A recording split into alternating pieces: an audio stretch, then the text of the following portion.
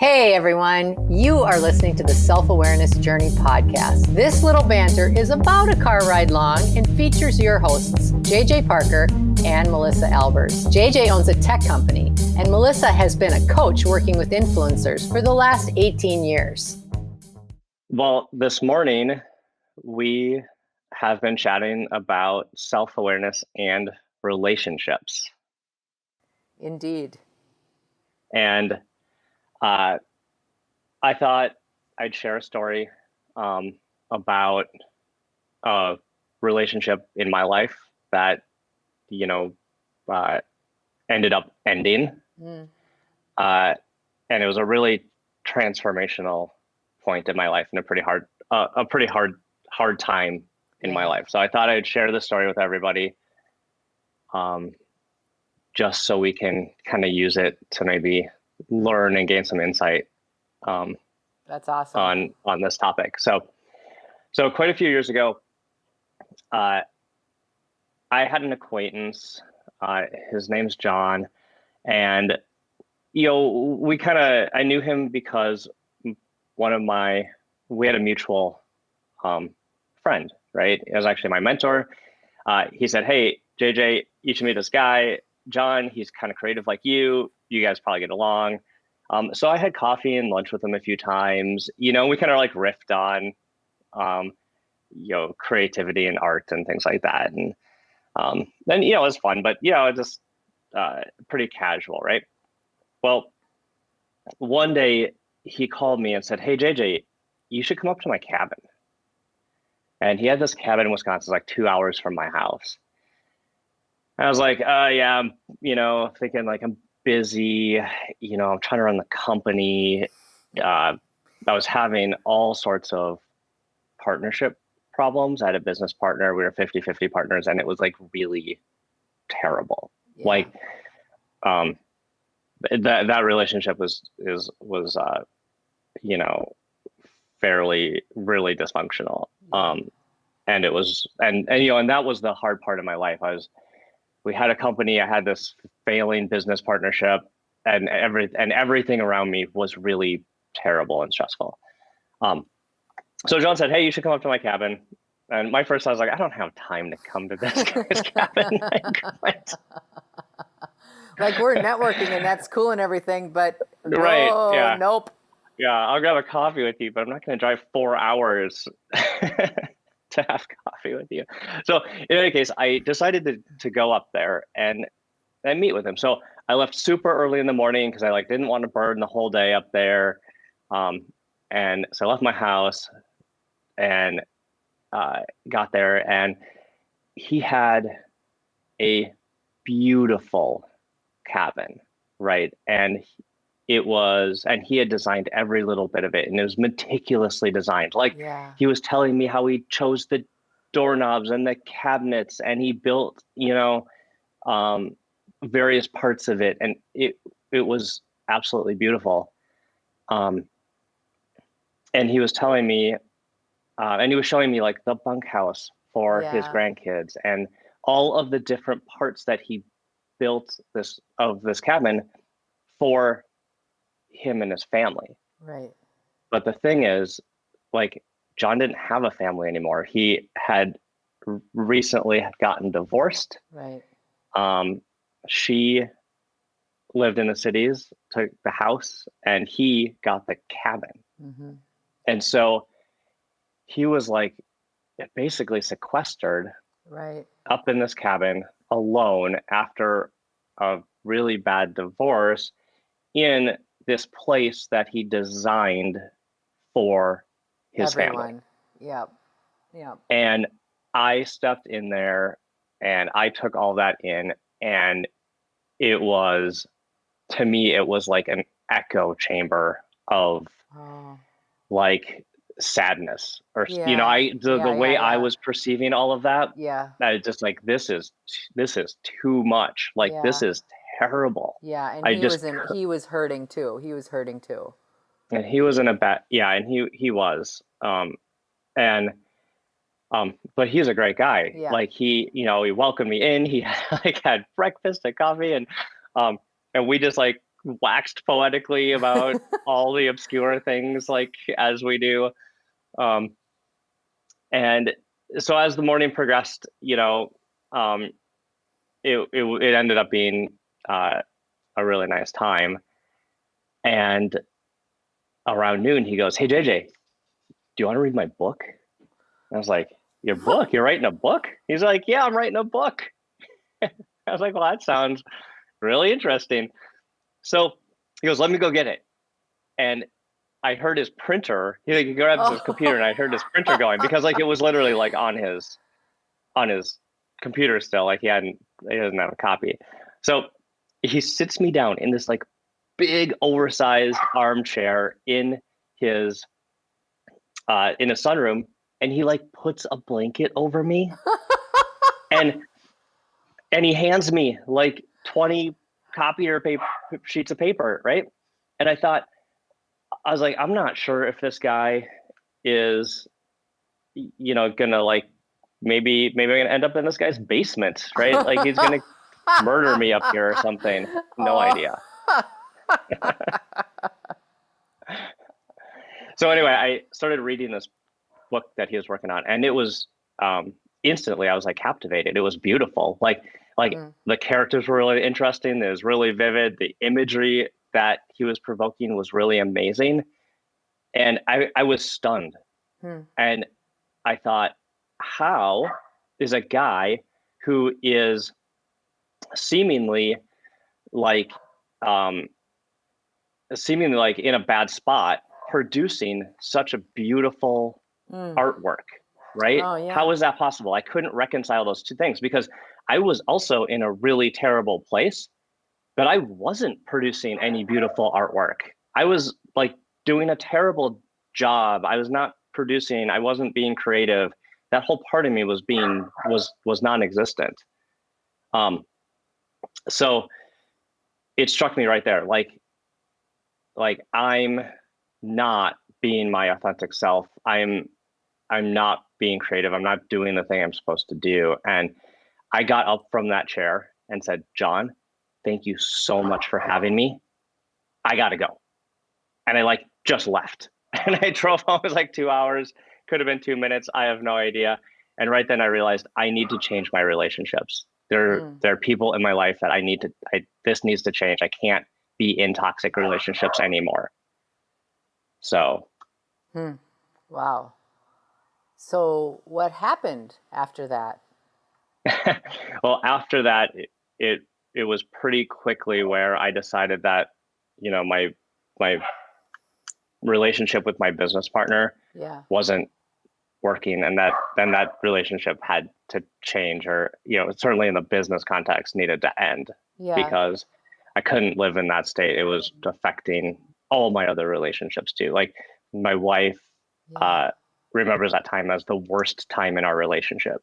Wow. And I felt like I felt actually like I wasn't acting different with her. Right. But I clearly was. I was really emotionally distant, right? Because I was so armored up. Yep.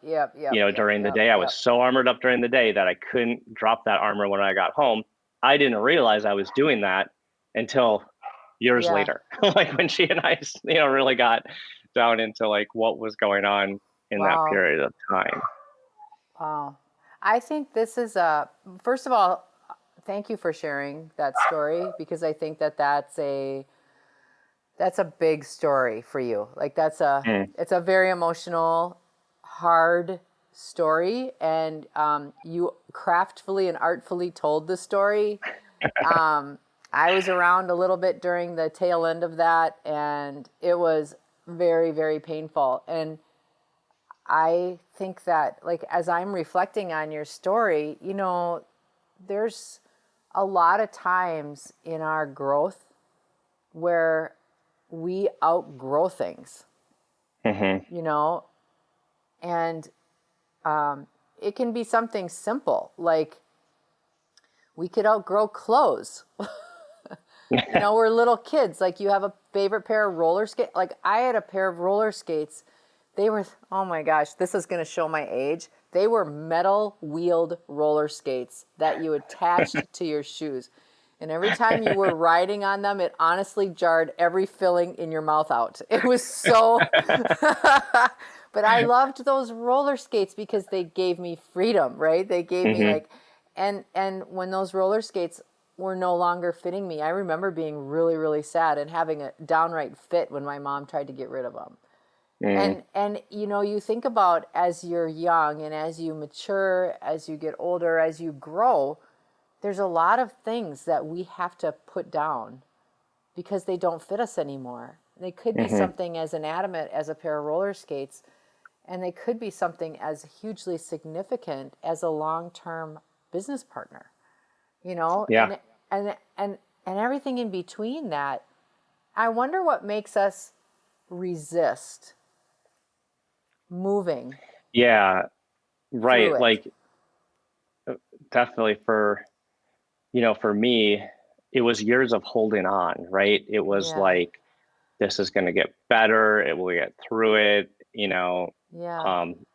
but it wasn't happening, like for whatever reason, it just wasn't happening. It wasn't clicking anymore, sort of the magic there was gone. So, but it's like hope, right? We're holding on to hope. We're holding on, like we look fondly back on how it was. Yeah. Right. And we want to hold on to that. We don't want to let that go.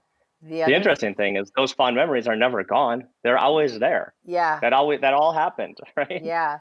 Well, the other thing I think too, the reason that, like for me, I know some of the reasons that I've really resisted is, like I've talked before in previous podcasts, and I'm sure I will in future ones as well, how much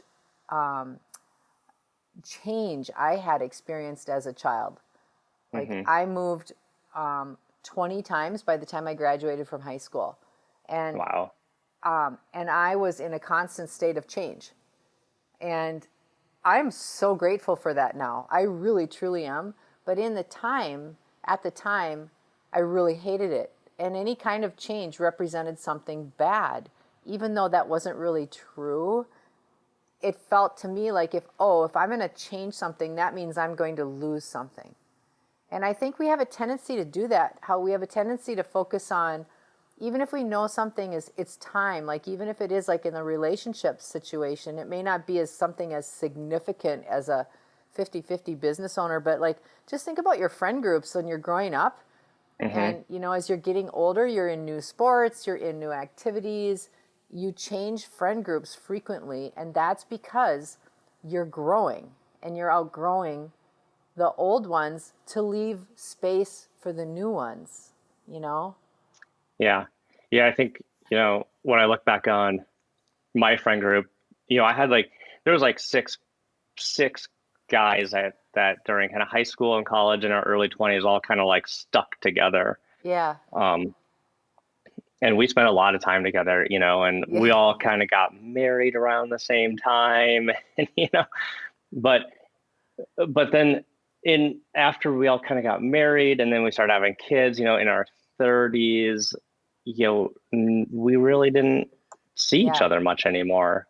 Right. Yeah. And everyone just kind of drifted apart. Some people moved, some, people just were into other things. And, sometimes you feel guilty that those old relationships aren't there anymore. Yeah. You right. do. Like I should reach out to my old high school buddy. I should, why, Yeah. But it's to me, it's, there's the guiltiness, but then it's like, well, what was the, do we have expectations that my high school buddies and I were going to hang out every single day until we were 90? Yeah, it is a bit about self-expectation too, isn't it? I still love those guys. I'd still, if we got together, we just pick up where we left off, even though it's 15 years later. But the relationships that I currently have are different. They're different people. They're they're different. They're actually different kinds of relationships than I would have had with those guys, right? That's really interesting. So some of those old relationships, when I was younger, was much more about whatever, Eating an screwing entire around bag of and going to Doritos in front of restaurants. Yeah. yeah. Playing video games. I was just going to say that, eating an entire bag of chips while playing video games. Oh my gosh. Well, I think too, like some of the things that so if you think about that, it's really interesting because we end up holding ourselves back for what we are meant to have, be, or do because we are hanging on to what we had that felt familiar. And even as that familiarity becomes very stilted and halting and oppressive, like sometimes even oppressive, sometimes I think we prefer that over the unknown. Mm-hmm. You know, John Maxwell, one of my mentors, he always says, and I remember this quote, and I always remember it, especially at times like this kind of conversation, and it is that you are a product of the top 5 relationships that you spend time with.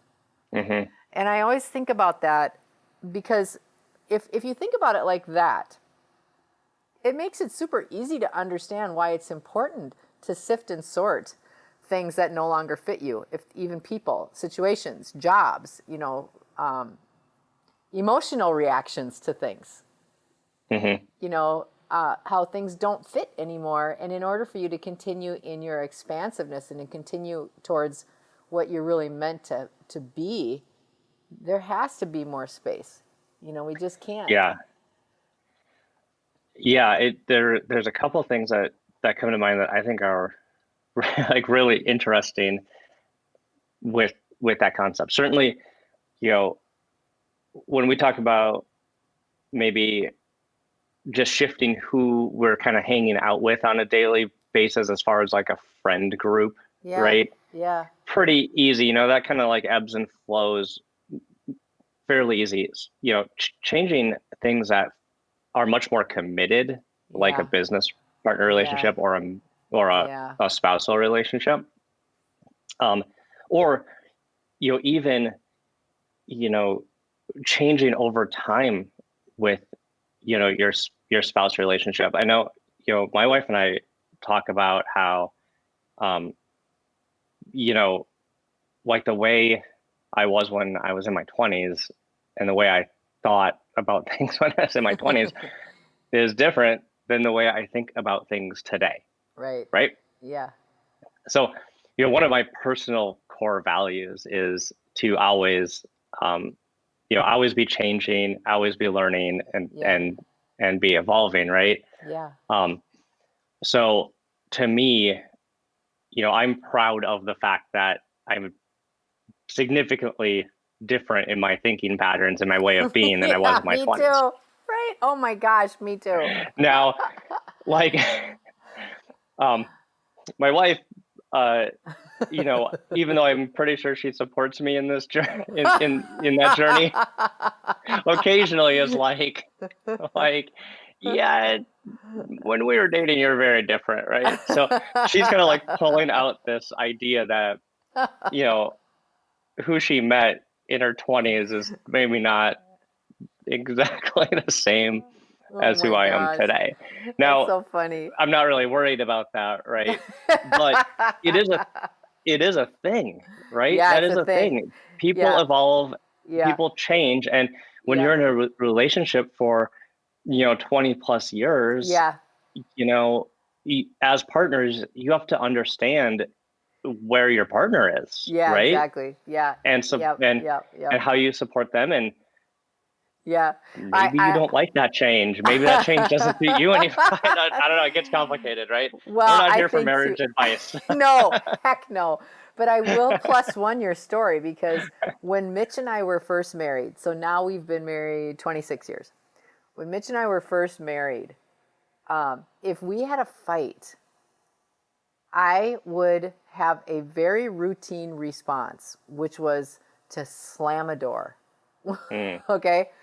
And we lived in a house that had really cheap foam core doors, so they didn't really slam very well. It was like a lot of times you could get a lot of energy behind it, and then it would just be like click, and I'd get so mad that I'd open the door and I'd slam it again. I would slam it again, and I would hear I'll show you. and I would hear Mitch's voice on the other side of the door going, "Oh, now we're gonna slam the doors." And that emotional reaction worked for me for a really long time. It gave me a great deal of personal and emotional satisfaction until he outsmarted me.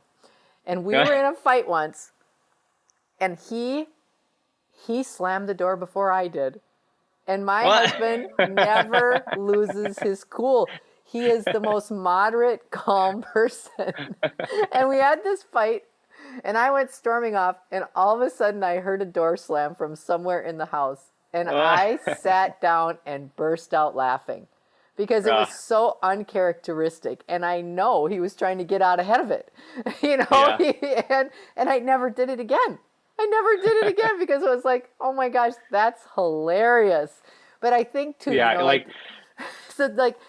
response, you're like, okay, I guess I've outgrown that. Yeah, we've outgrown that. I'm going to have to come up with something more creative now, right? But and you just think of the evolution of people, and sometimes we do have to make dramatic changes, and we do have to say goodbye. Sometimes we have to be patient, and we have to hold our center while the other person is going through some changing. Because the other thing I think that's super interesting to think about is there's a lot of times where we are in a particular growth that doesn't match those around us, and we go ahead of them. And we feel guilty, we feel bad, we feel like we shouldn't do it, all these things. And yet we know we have no other choice because it's just where we are. And sometimes they will then bypass us later. I think we all are changing at different rates. I mean, especially in long-term partnerships, you do go through periods where, like, I'll go through this period where I'll sort of go way forward in a personal growth piece. Like, I'll be thinking about something in a totally different way. And my husband will be like, what are you even saying? Like, that doesn't sound familiar at all. And I'll get so uptight about it. And yet, you know what? It could be 6 months later. It could be a year later. Suddenly, he has not only done what I've done, but he's gone even further ahead in how he is processing information, or how he is being okay with things, or being more relaxed and flexible about things, which then teaches me that. So I think it's a continuum, and I just think I think we have to be more flexible with ourselves as we're as we're going through these growth moments, and not make ourselves wrong for them. Yeah, definitely. I think this is a really interesting topic. Yeah. I think we could have like a whole nother podcast to explore this.